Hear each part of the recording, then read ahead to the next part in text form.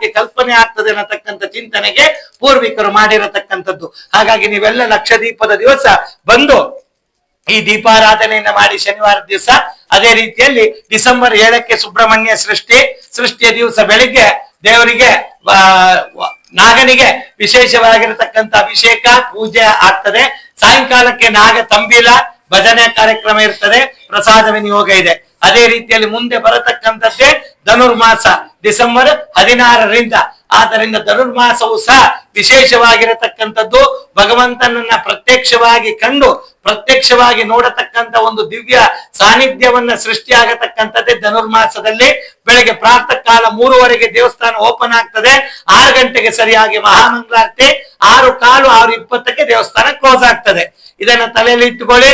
ಧನುರ್ಮಾಸ ಪೂಜೆ ಮಾಡತಕ್ಕಂಥವ್ರ ಆ ಸಮಯಕ್ಕೆ ಬಂದು ರುದ್ರಾಭಿಷೇಕ ಪ್ರಸಾದ ಸೇವೆಯನ್ನು ಮಾಡಿಸಿ ಭಗವಂತನ ಕೃಪೆಗೆ ನೀವೆಲ್ಲರೂ ಸಹ ಪಾತ್ರರಾಗಬೇಕಾಗಿ ಈ ಮೂಲಕವಾಗಿ ಕೇಳ್ತಾ ಇದ್ದೇನೆ.